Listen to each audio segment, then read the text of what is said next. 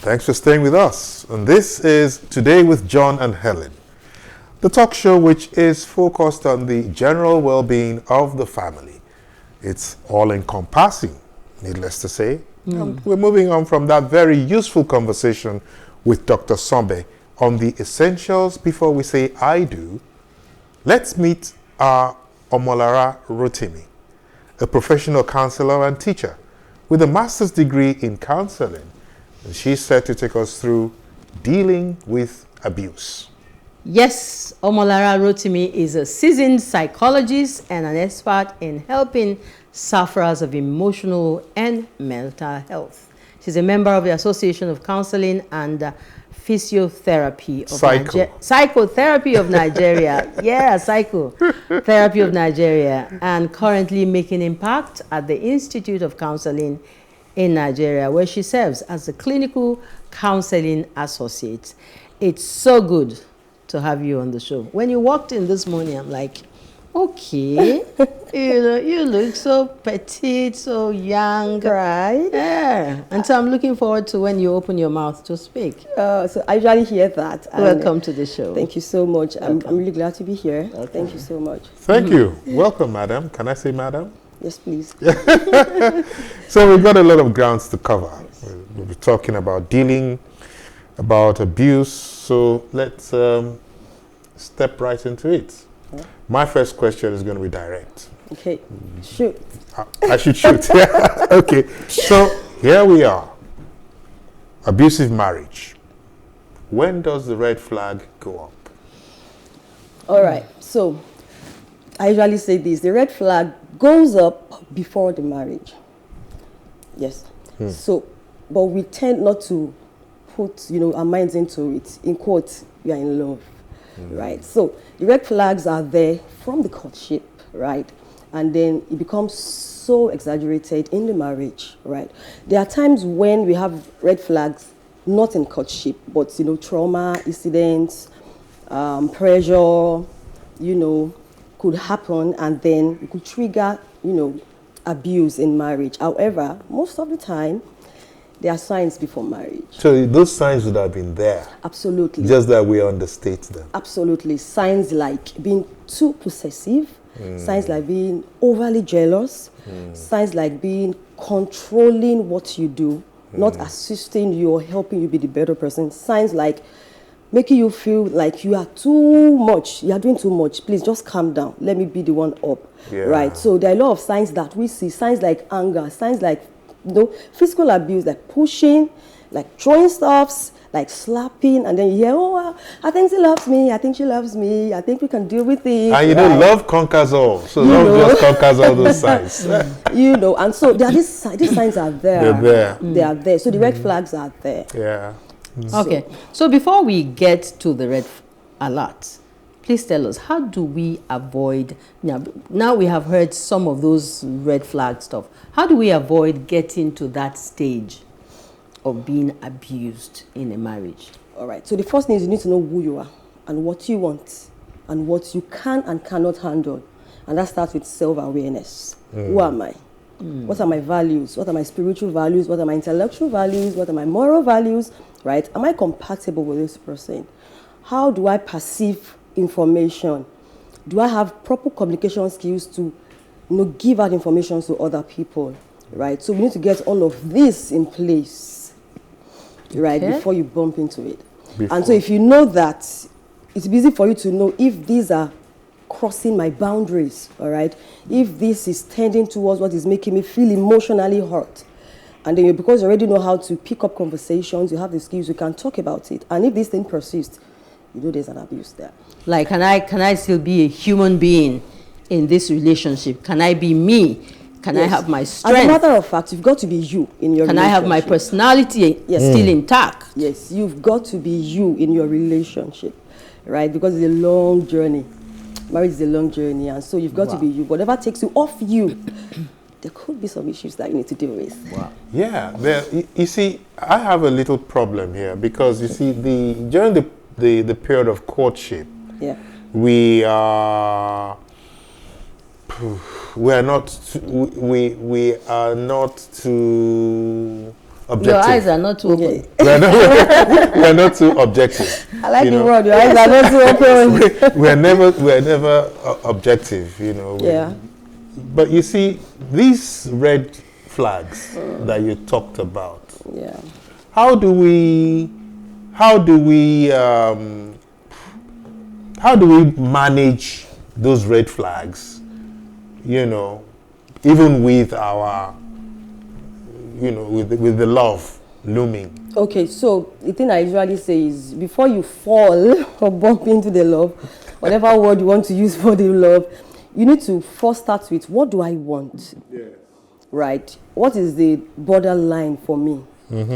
All of this has to be in place first before you can say, okay, I really want to bump into love. All right, so I was hearing Dr. Toyin talking about counseling.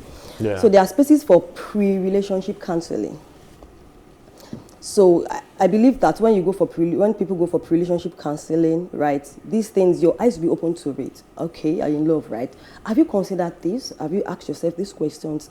Have both of you talked about this, right? So counseling is one of the ways where your eyes are open to a lot of things, because the truth of the matter is emotions are energy, right? And love is a positive emotion, and it's a powerful emotion, and body has a way of keeping positive emotions. So there are tendencies that love, your body wants to keep that feeling in your head, that fine view, that, you know, that date, that talk in your mind, right? So that's where counselors and therapists comes in. So you can go for pre-counseling before you even start a relationship. Just talk to a therapist. I'm in love, and I want to be sure that I'm going into this with my right senses, right? And just have a conversation. Then that could guide you, right? And open your eyes to see. But most of us don't have the consciousness to even do that. I mean, I agree. However, we should learn that. We should take a step back. Absolutely. Absolutely. I tell you, it's worth it. It's really worth it. And being in the marriage, you may eventually hate that person. But do we have enough time to do that? There is a whole lot. I mean, who is in a hurry? We are the ones in a hurry. I'm in a hurry when I'm in love. then that would be a weakness, right? Yeah. Because the love is good, the hurry is good, it's a tingling excitement, it's a feeling that comes with love. However, you need to be able to get yourself, your mind, your emotions ready, because when you are hurt by someone you love, sometimes it's not really the hurt, it's the fact that the person is the one that you really love that hurts you. That hurts, yeah. So you get it. So that's why we really need to take a break. Okay, everybody's been talking about love, and my head is okay, love. You know, it's not. You it's know not now, love. All right, so some partners, we have realized, often cite some cultural reasons as excuses, you know, for, I mean, reasons such as respect and control. Yeah. They use cultural, you know, values as an excuse to control. This is how it should be. Yes. How do you deal with that to avoid abuse? All right. So I say this. It's not about the culture. It's about the abuser. So there's a thing about abusers. They find something to attach their reasons to abuse you to. So if it's culture that is close, then they attach it to culture. If it is money, lack of money, that's why I'm being angry, because I don't have money, and they are bringing so much bills in the house, right? They attach it to it, right? If it is friends, they attach it to it. Especially those abusers that like to use emotional abuse and gaslighting, try to want to make you feel guilty. So whatever the abuser finds available to attach it to. So I say if it's culture, I mean, we know that culture will not support you to kill a person or push a person to the level that the person dies, right? But there are ways that abusers fine-tune whatever they want to attach the reason for abuse on. So it could be anything. Wow. Well, okay. Now we've provided the answers without even defining the question. All right. Abuse. Yes. Because for me, abuse could be, for me, love. Oh, I'm only showing her love. Excessive. That's why I smack her every morning. Yeah.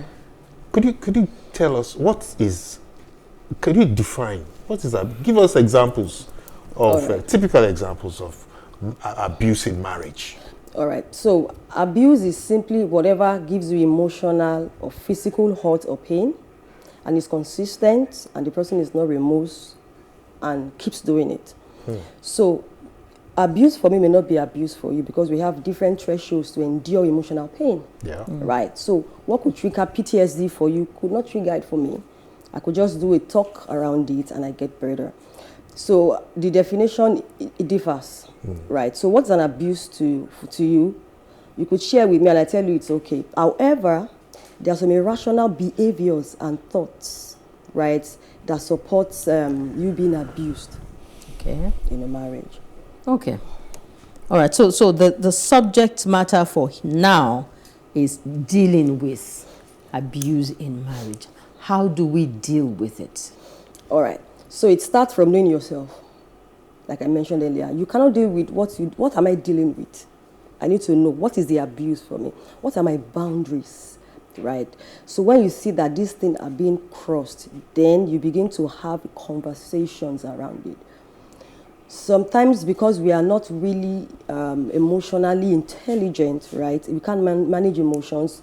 Sometimes we tend to think the first thing to do is report the abuser. Reporting the abuser to the wrong person, which we think, because of our own little understanding, is the right person, could trigger more aggressive behavior, from that person. So the first thing is know yourself, right? Who you are going to be working with or going through this journey of marriage with or relationship with, let it be someone that you can have meaningful conversations. No, you're already in the marriage and it's an abusive marriage. How do you deal with it? So the first thing is you need to speak out. Okay. You don't keep it. But the first person you have a conversation with is your partner. Speak with your partner, right? That's if you can. That's if you can, right? If it's not in the higher level, right? Then if you see that this thing is getting beyond it, you need to speak out, because abusers love it when you don't say anything to people about it. Okay. So you need to speak out. Speak to a professional counselor. Speak to a therapist. All right. Speak to someone that has an experience in handling these kind of issues, right? Speak with someone, because there's a way abuse work on your psyche and your mind. You begin to see abuse as normal. Okay. Abuse is both ways. Yes. The woman can abuse the man, the man can abuse the Absolutely. woman. And I've heard some people say,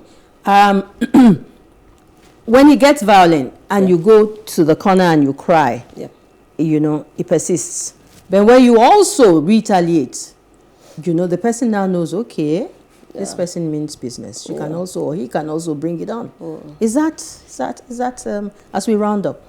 So for some people that works, but for some people, if you retaliate, you are feeding the aggressor.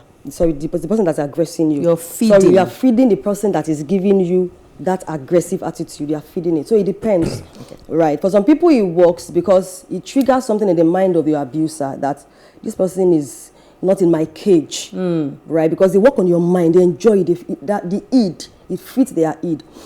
But the first thing should be, what if you reciprocate that and then it you gets hit nasty. and you get nasty, right? So it could be a big deal.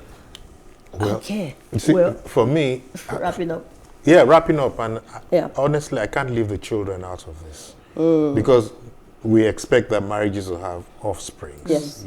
Yes. So could you just quickly, in 30 seconds, just tell us what are the usual results of an abusive marriage on the children? So I say these two things: you are building up abusers and you are building victims. Wow. That's it. So because they see you, they become what they see. They imitate what they see. So the girls could become victims, the boys could become victims, or becomes abusers because they see how their partner, their parents have been dealt with. So you are building abusers. Wow. Or victims. That's it. Never enough time to go through some of these very important subject matters that we'll bring up. We will have you back on this show. Yeah. Okay? And that certainly was very helpful with many taking points for me. Thank you. Thank you for coming. Please stand by. We will call you again very soon. You've almost compelled her to come back on the show. Yes. I like the way you do that. I'm loving it. She's loving it. So thanks so much for being with us today. Welcome. Welcome. Thank you so much. Really appreciate this. The societal challenge called abuse seems to be a much bigger threat to the peace of the family than we imagine. We are grateful for these insights from our guests today. All right. So, health is definitely wealth. John, you will agree with me. Do you? Yeah. Okay. So and we're advised to sweat it out on a daily basis. You know, they tell us every day, make sure you do something that you will sweat out. So what is that thing that you do to sweat out? What do I do to sweat out? Yes. I walk, actually. Okay, you do? I walk every day. Yes. Thumbs up. All right. That's how I keep fit. That's how I keep fit. Okay, so where are we going next? Yeah. Let's keep them guessing, Helen. Yeah. But meanwhile, let's take them straight to a place where we can sweat it out. Okay. Sweat out the stress, like you just said. Dolly Phillips is our guide. And from the gym, we shall take a break and then join Ferron Shonuga and her guest on the lifestyle and wellness segment of the show.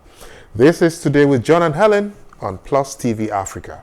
Keep it locked as we head for the gym. The gym we go.